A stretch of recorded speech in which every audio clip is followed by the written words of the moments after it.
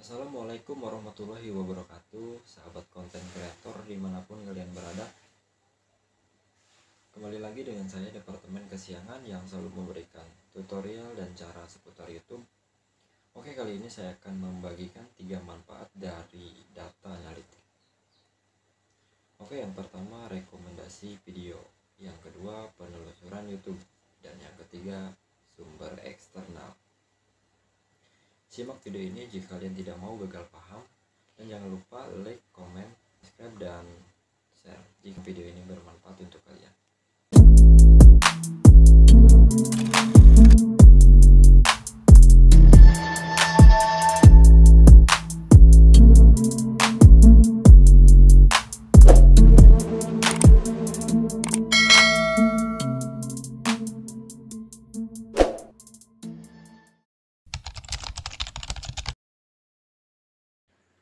Satu, ketahui algoritma YouTube. Jumlah tayangan menjadi hal yang penting ketika Anda ingin video yang diunggah menjadi trending dan berada di urutan teratas dalam pencarian.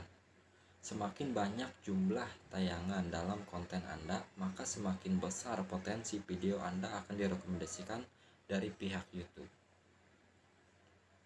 Dan yang kedua, optimasi SEO YouTube. Dan yang ketiga, unggah video sesuai niche. Yang keempat, thumbnail yang harus menarik. Kelima, interaksi dengan penonton. Dan yang keenam, konsisten.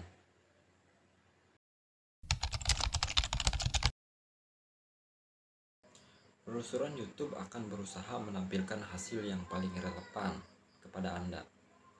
Hasil penelusuran dapat meliputi video, channel, playlist, dan live stream. Anda mungkin tidak menemukan channel Anda di bagian atas hasil penelusuran jika nama channel Anda bisa digunakan dalam judul video. Jadi paham ya?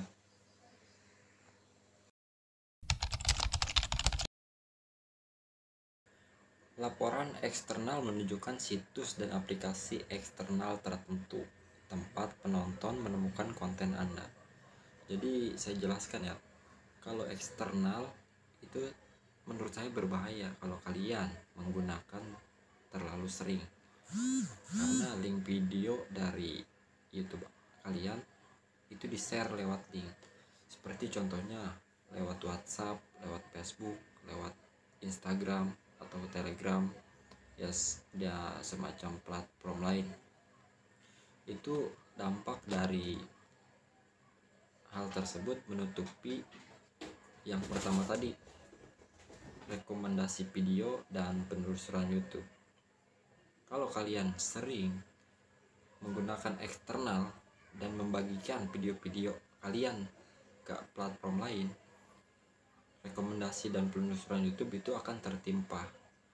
Kemungkinan video rekomendasi kalian tidak akan berjalan dengan lancar. Yang menurut yang saya pahami sih seperti itu.